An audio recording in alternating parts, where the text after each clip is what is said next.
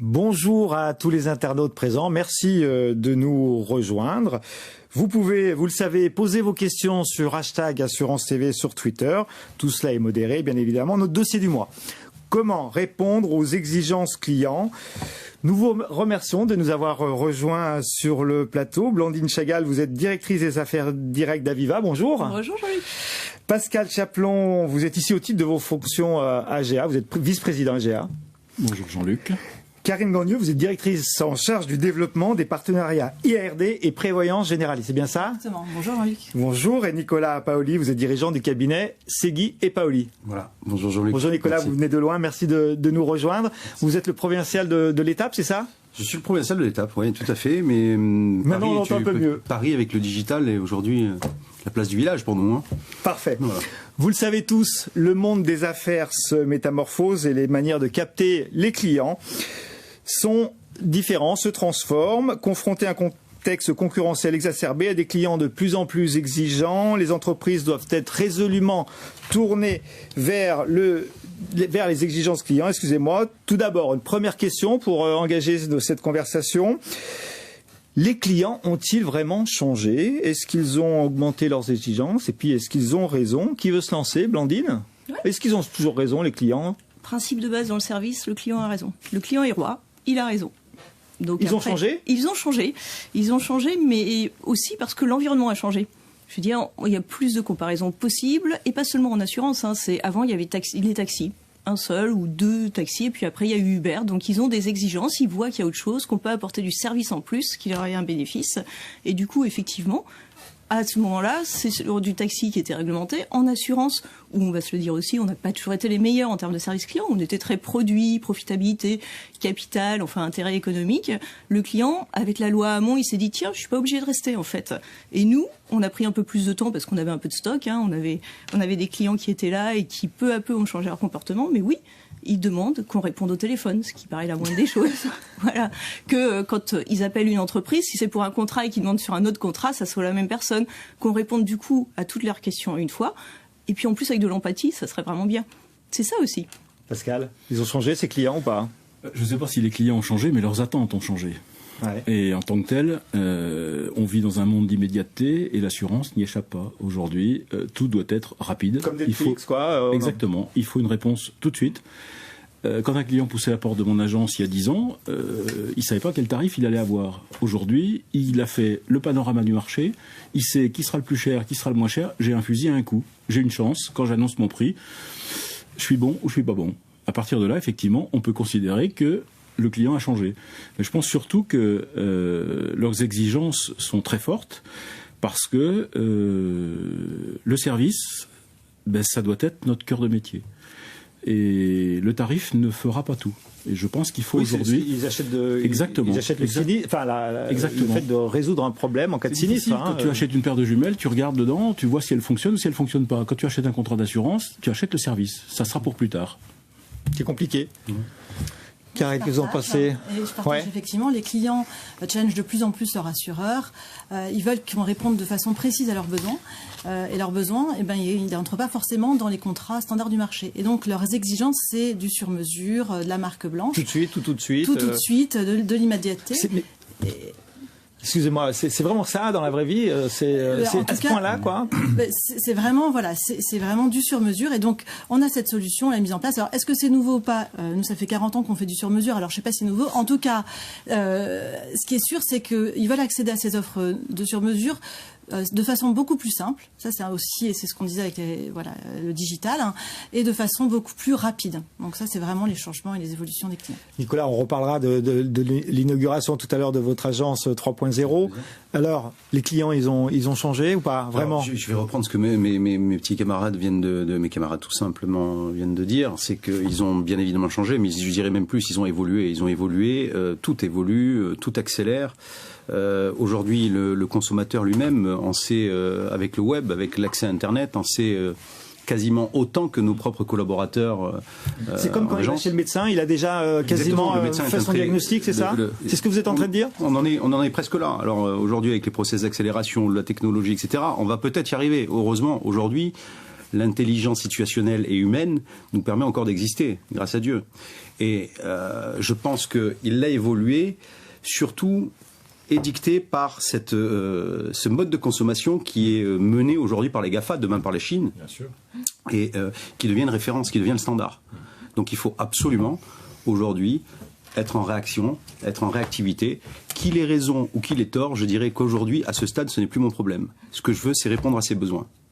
Dégager du temps. C'est l'urgence absolue, quoi. Ça, c'est l'urgence absolue. Voilà. Alors, on a parlé dans un précédent plateau des fameuses marketplaces, vous savez, ces marketplaces digitales où les gens aiment aller pour choisir des films ou pour choisir autre chose. Les assureurs essaient d'une certaine façon de se plateformiser.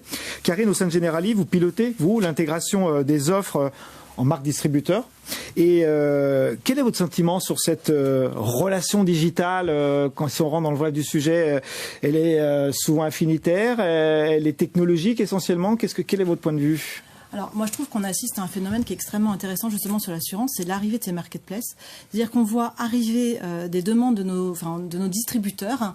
Qui sont par exemple qui sont des distributeurs, des courtiers grossistes, des courtiers spécialistes, et qui donc mettent en avant la marque de l'assureur, veulent distribuer la marque de l'assureur, à l'instar de ce qu'on observe sur un Cdiscount, sur un Amazon. En fait, leur besoin, c'est bien de renforcer leur expertise de la distribution en mettant en avant une offre qui est pertinente et conçue par l'assureur qui est reconnu sur son marché. Et donc, on voit apparaître ces nouveaux besoins, et ça, c'est extrêmement intéressant parce que c'est ces mêmes acteurs qui, par exemple, là, il y a en ce moment, sur les journées du courtage, un acteur qui lance un marketplace qui est April, qui auparavant faisait de la marque blanche, qui mettait en avant sa marque et pas celle du distributeur. Et donc, c'est extrêmement intéressant. Alors, nous, on les accompagne, on s'adapte, c'est-à-dire qu'on évolue dans notre modèle, on continue à être capable de faire du sur-mesure de la marque blanche, mais à côté de ça, on doit aussi être capable de faire des offres un peu plus standards pour intégrer et cibler les clients de ces distributeurs. Donc ça, c'est extrêmement intéressant aujourd'hui. Donc les clients vont sur les marketplaces, c'est ce que vous dites ? Ils sont habitués, en fait. Ils vont faire leurs achats sur Amazon, sur Cdiscount, ils vont sur les marketplaces. Et nous, on travaille... Mais sur l'assurance aussi Assurance, des marketplaces spécialisés, par exemple, en emprunteurs, voilà, des acteurs avec lesquels on travaille aussi, des Magnolia, des meilleurs taux, attirent un grand nombre de clients. Blandine ? Oui, alors je rejoins complètement Karine sur l'effet marque que les distributeurs cherchent de plus en plus, effectivement. Et alors en B2B, c'est flagrant. Et en B2C, tu citais meilleur taux, il y a la marque du distributeur qui après cherche lui-même un garant sur la marque de l'assureur. Sur des comparateurs, donc vraiment du B2C basique, on voit que les marques fortes qui n'ont pas toujours été sur les comparateurs, quand elles viennent sur les marques, elles ont un temps d'avance. Quand vous mettez un Eurofil ou vous mettez un Aviva parce qu'il y a un réseau d'agents et qu'il y a la garantie de service aussi et de présence physique, c'est ça qui est intéressant, ça fait gagner encore plus de mise en relation. Mais sur l'assurance, il faut quand même un climat de confiance. Nicolas, et ces marketplaces, elles savent instaurer ce climat de confiance, vous pensez ? Vous, dans votre agence, la confiance, elle est essentielle, non ? Alors moi, d'un point de vue d'agent, d'intermédiaire de terrain, et puis notre vice-président d'AGEA, on sera là pour en témoigner, on doit pas opposer l'innovation, la technologie à l'humain. Et l'humain doit absolument s'enrichir de la techno. Je pense que tout le monde est d'accord là-dessus. Donc le marketplace, pour autant qu'on y ait, nous, une possibilité d'intégration, et à un moment donné, hop, on est là, bonjour, on vient, on a utilisé cette techno pour bien cibler ton besoin. Parce qu'un agent dans sa ville, finalement, c'est un petit peu comme on pourrait l'appliquer à l'époque. C'est une sorte de baron qui connaît tout son monde, qui connaît aussi bien le boulanger que le boucher. Aujourd'hui, si on veut sortir de nos frontières, quels sont les outils pour nous permettre de le faire ? Je pense que le marketplace est un outil qui va nous permettre d'aller au-delà de nos propres frontières et de nous développer, sachant voir d'autres types de clientèle. Voilà. Pascal ? Moi, ce qui m'interpelle, et c'est plutôt bien pour notre profession, c'est qu'aujourd'hui, les clients vont aller sur le web, ils vont aller chercher des informations, ils vont aller se documenter, mais à l'heure actuelle... Ils font le boulot, quoi, quasiment. Ils font un peu le boulot, effectivement, ils font un peu le boulot, mais pour l'instant, ils viennent encore énormément conclure en agence. C'est-à-dire que la source d'information, elle est digitale, elle est externalisée, Mais la conclusion... La transaction se on fait est en pas agence, encore, c'est ça? Je pense que le marché français n'est pas encore mature pour qu'il se conclue en totalité sur le web. Les comparateurs aujourd'hui, ils marchent bien, mais on n'est pas encore dans la méthode anglo-saxonne. C'est-à-dire qu'aujourd'hui... Au niveau des chiffres, on peut pas on est dans une philosophie où ce climat de confiance dont tu parlais tout à l'heure, je pense qu'aujourd'hui, l'agent général va incarner cette confiance. Parce que, encore une fois, quand j'appuie sur un bouton pour valider mon contrat d'assurance, je suis consommateur. Est-ce que j'ai tout bien coché? Est-ce que j'ai tout bien rempli? Le client final, il comprend pas grand-chose. Le client, non, j'exagère un peu. Non, parce que sur l'auto et sur la MRH, on va pas me dire que le client ne comprend pas. Non, il comprend, mais je pense qu'en plus, il y a eu des efforts en matière de simplification et de pédagogie. C'est-à-dire qu'aujourd'hui, en quelques clics, tu es capable de comprendre ce que tu peux faire sur un contrat d'assurance automobile ou MRH. Mais les enjeux derrière, c'est est-ce que je suis correctement garanti? Est-ce que, éventuellement, j'ai pas oublié quelque chose?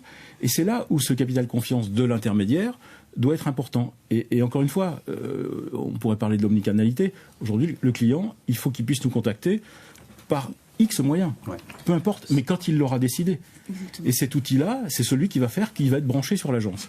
En cas de sinistre, en cas de changement de voiture, en cas de changement d'appartement. Mais encore une fois, il doit avoir ce repère qui est l'agence générale. Et je pense que... Parce que finalement, le climat de confiance... vous faisiez, Jean-Luc, l'amalgame avec le médecin, il y a quelques minutes. L'illusion avec le médecin. On en est là. Je veux dire, qu'est-ce qui fait aujourd'hui, vous, Jean-Luc, que vous alliez pour un simple mal de tête... Quand l'assuré a un vrai problème, il vient vous voir, c'est ça? Demain, vous avez un simple mal de tête. Qui fait... Qu'est-ce qui vous sollicite, qu'est-ce qui vous décide à aller voir plutôt ce médecin plutôt qu'un autre? Parce qu'il va vous prescrire une boîte rouge qui commence par un D ou une boîte bleue qui commence par un E? Non, je pense pas. Vous allez voir ce médecin, pourquoi? Parce que vous avez confiance en lui, parce qu'il vous reçoit, parce qu'il a un bon diagnostic, parce qu'il vous connaît, parce qu'il vous répond, parce qu'il est immédiatement là, toujours là quand il faut être là.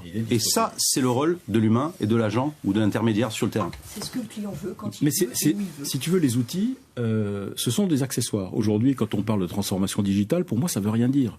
Ce qui est important, c'est comment on met en musique les outils qui vont nous permettre de gagner du temps et d'être réactifs. En cas de sinistre, en cas de vente, en cas de gestion, peu importe. Mais l'outil doit être un accessoire. Il ne faut pas oublier que notre métier est un métier de relations humaines. Alors ces marketplaces, elles donnent confiance aux clients finaux ou il y a besoin quand même alors, je crois qu'elles ont relations humaines parce que, alors, elles ont besoin de relations humaines. D'ailleurs, les market, voilà, elles ont. Chez Generali, on parle de Figital. D'ailleurs, comme chez tout le monde, il y a les marketplaces qui donnent l'information à voir au client, et ça, c'est extrêmement important pour que lui, justement, fasse son choix éclairé. Et puis, à côté, s'il a besoin d'un renseignement, il faut qu'il soit capable d'accéder à un humain qui lui réponde et qui lui précise, oui, que c'est bien ça qu'il a compris et que c'est bien ça qu'il y aura dans son contrat. Donc, je pense qu'il y a, il y a les deux canaux qui sont extrêmement imbriqués. Les États-Unis ont déjà passé le cap du Figital. Ils sont au tradigital. C'est-à-dire qu'aujourd'hui, c'est un outil, une relation traditionnelle à travers des outils digitaux. Et c'est là où je pense que c'est intéressant. On a dépassé le cadre de la relation physique. Et il y a en plus une valeur ajoutée. Alors Nicolas, il y a quelques jours ou quelques semaines, je ne sais plus, vous allez me dire, début septembre, c'est ça le 6 septembre, exactement. Voilà. Ouais. Vous inauguriez votre agence 3.0. Alors je vous cite, vous me dites si je me trompe, vous déclariez vouloir tester, disrupter, accélérer sans cesse. C'est ce qui correspond aux attentes de nos clients, à la recherche d'immédiateté, bot conversationnel, signature électronique bien sûr, dématérialisation de la police, blockchain comme terre de confiance, intelligence artificielle pour affiner les diagnostics, réalité virtuelle et augmentée, et puis même Léo, votre mascotte hologrammique. Alors ça, si c'est pas du digital 100% techno, qu'est-ce que c'est? Alors, c'est justement ce que c'est votre agence. Alors, Pascal me lance parfaitement le sujet avec le tradigital que je découvre. Merci. Parce que je suis très appétant de tout ce qui est TAL. D'accord. La définition qui serait la plus appropriée en ce qui me concerne pour le Figital, c'est la suivante. C'est que ça doit être l'expérience du passé et de nos traditions qui, aujourd'hui, doit être enrichie par l'innovation. Et vice-versa. Notre expérience du passé et de nos traditions doit apporter à l'innovation. Les clients veulent du digital, mais ils ne veulent pas du tout digital. Le client a besoin absolument de conserver une intelligence situationnelle humaine au milieu de la relation. Ce que veut le client, c'est d'avoir une immédiateté, de la réactivité, de la réponse, de l'accélération par rapport à ce qui se passe aujourd'hui, à son environnement, et encore une fois, ce que j'expliquais tout à l'heure, à ces nouveaux standards de mode de consommation, parce que le client évolue avec les nouveaux standards de mode de consommation. Donc nous devons nous retrouver là, nous ne devons pas rester sur le quai et regarder nos clients passer, nos business évoluer, partir et voir nos clients ou prospects adressés à d'autres acteurs que demain, parce que ça va aller très très vite.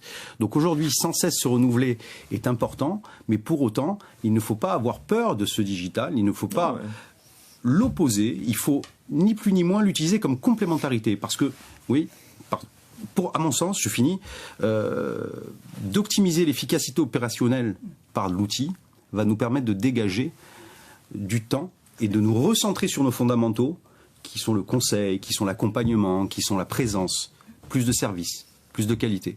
Dans ce monde qui accélère, si on ne s'équipe pas avec un outil pour le faire, qu'il soit digital, qu'il soit traditionnel, on n'y arrivera pas. C'est impossible, à mon sens, sans le digital, de pouvoir passer ce cap des 20 ou 30 ou 40 ou 50 années à venir.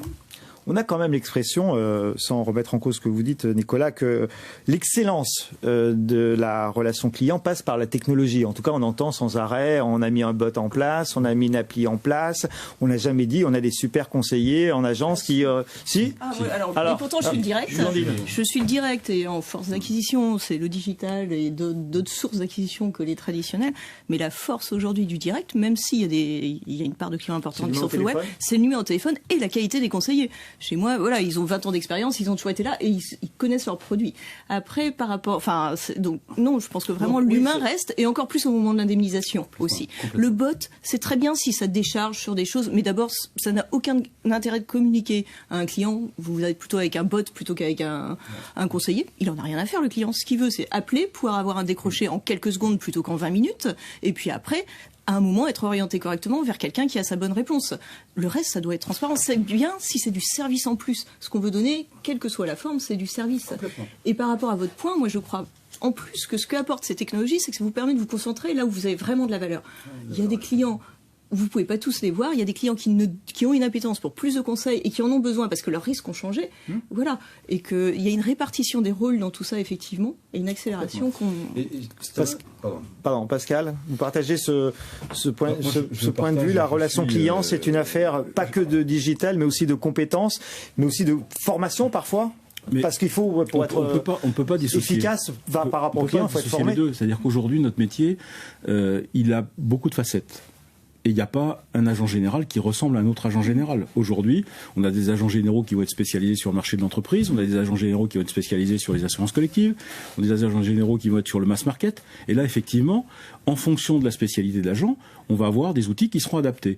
C'est clair que l'outil tel que Nicolas l'a mis en place sera plus adapté, je pense, au marché de masse. Par contre, le chef d'entreprise qui va avoir une problématique sur l'exportation de ses produits aux États-Unis, il aura besoin du professionnalisme de l'agent général et du conseil. Et je pense que tout ça doit cohabiter dans une agence. On doit avoir bien sûr des outils, mais il ne faut surtout pas abandonner notre professionnalisme. Notre professionnalisme aujourd'hui, c'est la qualité de notre conseil. C'est ce qu'on apporte par rapport aux banques assureurs, c'est ce qu'on apporte par rapport au réseau direct. Et en l'occurrence, aujourd'hui, je suis très attaché à la professionnalisation de mes collaborateurs, à la professionnalisation des agents généraux. Exactement. C'est le conseil, il faut être formé. Exactement. Mais l'évolution telle qu'on l'a dans l'agence de Nicolas est très intéressante. C'est ce subtil équilibre dont tu parles qui pour moi est la définition du digital. Sachant qu'il y a 200 ans, alors tout ce qui innove est un peu une courbe de deuil pour tout le monde. Je veux dire, Schopenhauer, au 19e siècle, qui dit que toute évolution passe par 3 stades. La stupidité, ensuite la frayeur et ensuite l'évidence. Il y a 200 ans, tu me diras si je me trompe, avec l'Azur, mais ses premiers agents d'assurance sur le terrain. Ça, c'était de la disruption aussi. Qu'est-ce que c'est? Des gens qui viennent visiter pour nous assurer. On déléguait la prise de la souscription d'un risque auprès d'agents sur le terrain. C'était la techno de l'époque. De rappeler ce contexte, mais aujourd'hui, nos clients, le sujet qui nous occupe, c'est les clients d'aujourd'hui. C'était notre techno. C'est un exemple tout à fait intéressant, mais est-ce que les clients aujourd'hui, ils n'ont pas aussi envie d'être plus autonomes dans leur façon de gérer leurs assurances, Karine? Alors, moi, je crois que les clients, ils ont besoin d'autonomie, mais pas seulement. Je crois qu'ils ont envie surtout de choisir comment et quel parcours client ils ont envie comment ils ont envie d'accéder à l'information, à l'assurance, en fonction du produit, en fonction de leurs besoins. Et donc, je crois qu'il faut leur laisser accès à justement toute cette information pour qu'ils personnalisent tant leur offre, parce que je pense que c'est quand même, je reviens sur mesure, etc. Mais je pense que la personnalisation, on est dans on n'est pas comme tout le monde, on est dans une société où on a envie de personnaliser son offre à son risque et son parcours client aussi à son besoin. Et donc, c'est donner accès à de l'information de façon très transparente, ce qui lui permet d'être sûr d'avoir fait le bon choix, de le rassurer. Et là, je dirais que c'est un client qui reste, quoi. Et il y a un point aussi, c'est l'autonomie, oui, mais effectivement, si elle est choisie, les clients qui choisissent le chat, ils vont pas vouloir qu'on les appelle, par exemple. Les clients qui en revanche une indemnisation, il y a des clients sur peut-être du petit sinistre ou peut-être sur les plus gros, ils veulent juste être payés très rapidement. Et là, ils iront sur leur espace client à eux, poser tout ce qu'ils veulent, et ils veulent pas être contactés, sauf pour savoir un SMS combien je vais recevoir. Mais l'autonomie, elle est choisie. Une fois qu'elle est choisie, il faut la respecter, il faut pas l'imposer. Dire en revanche, vous n'aurez plus de contact, vous devez tout envoyer, ça peut marcher, mais ça prend du temps. Il y a des exemples en banque, du Bourseau, etc. Mais voilà, c'est vraiment, et c'est cette difficulté d'équipe, ça veut dire qu'on doit donner tous les outils, ce qui, en termes d'IT, demande un peu aussi de problématiques, et bien réfléchir aussi où vraiment les clients viennent. Il y a des produits sur lesquels ils ne viendront jamais autonomes. Il faut bien avoir en tête déjà d'autres expériences dans d'autres professions. On a des gens qui ont essayé de faire, dans différents métiers, du tout autonome, et progressivement, je pense à Amazon par exemple, revient ouvrir des boutiques. C'est-à-dire que on est dans un monde où il y a une volonté d'externaliser et de laisser faire le client tout seul.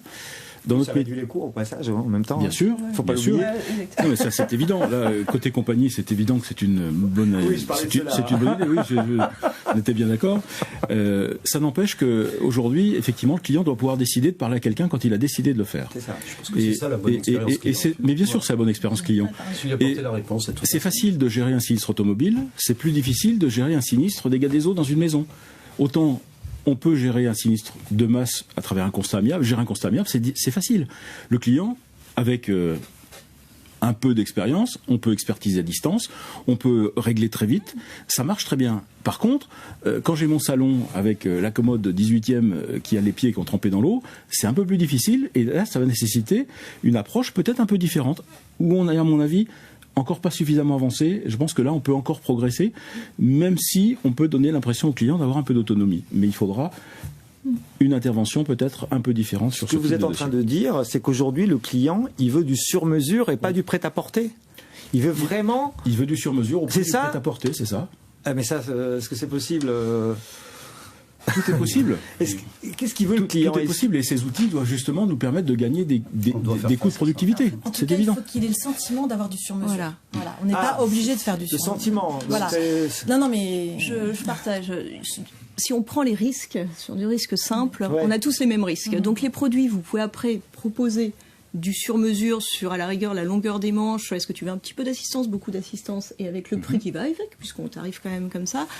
Après, est-ce que c'est du vrai sur-mesure sur du risque standard? Non. En revanche, il y a une partie de l'assurance en B2B où ça restera du sur-mesure. On ne peut pas... Bien sûr. Voilà. Nicolas, je pense que tout s'attache à la bienveillance et à l'écoute de nos clients, parce que le sur-mesure est un grand bien mot, un bien grand mot, je veux dire. Tout le monde veut du sur-mesure. Tout le monde veut sur-mesure, tout le monde veut le luxe, tout le monde veut le top, tout le monde veut... On sait que c'est le top, c'est le service.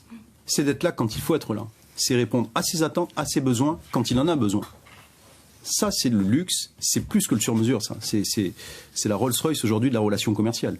Dire aujourd'hui, pour être en mesure d'apporter ça à nos clients, il faut un peu d'outils, il faut un peu d'humain, il faut un subtil équilibre qui nous permette de répondre à tout moment à ce client. Et tout au long de sa vie. Parce que c'est pas tout. On parlait là de risques, mais je pense qu'aujourd'hui, il va falloir énormément aussi se retourner vers la prévention, vers l'attitude préventive, vers l'environnement, les risques qui nous entourent, les nouveaux risques qui nous entourent. On parle du cyber-risque, on parle de beaucoup de choses. Donc aujourd'hui, c'est être présent à 360 degrés du périmètre client tout au long de sa vie. Donc il va falloir évoluer avec. On doit répondre, nous aussi, à une exigence, c'est celle de rester dans le timing. Vous le savez, c'est les règles du jeu, c'est parfois un peu frustrant. Nous allons terminer ce dossier du mois par un petit tour de table, mais relativement réduit, puisqu'il nous reste 1 ou 2 minutes. Comment on répond à ces exigences clients?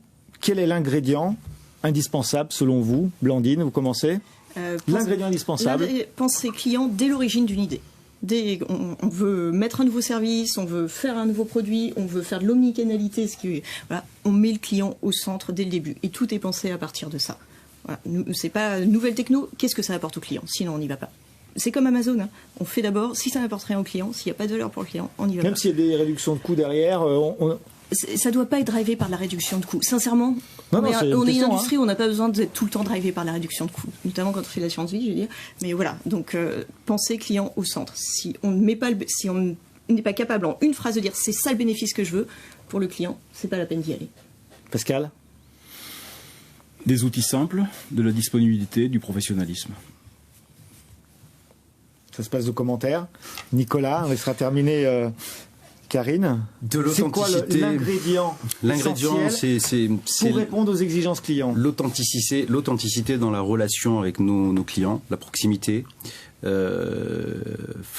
conserver nos fondamentaux face à cette relation physique réelle qui quelque part se paupérise. Donc il faut être là, toujours là, et présent, et dire on est là quand on a besoin. Être discret, comme le disait tout à fait Blandine, 24 mais être là quand on en a besoin. 24 sur 24, 7 sur 7. Et sans l'outil, c'est compliqué. Karine? Moi, je dirais plutôt la réactivité, parce que je crois qu'il faut être extrêmement réactif pour détecter et transformer en besoin, en solution d'assurance, les évolutions des clients, justement, les évolutions de leurs usages, de leur façon d'être. Et donc, il faut qu'on soit extrêmement réactif pour leur proposer la solution qu'ils attendent et le produit qu'ils attendent. On a besoin d'innovation, c'est sûr. Aujourd'hui, je pense qu'on est très en retard sur l'innovation, c'est clair. Une assurance. Bon, on termine par ce constat du retard sur l'innovation. Bon, en tout cas, une innovation, je ne sais pas, mais en tout cas, avant de terminer, nous restons en plateau. Nous allons regarder, vous avez lancé avec AGA a lancé un MOOC, justement, sur les enjeux de la relation client. Et pour se perfectionner, donc nous allons vous le diffuser. On se retrouve tout de suite après.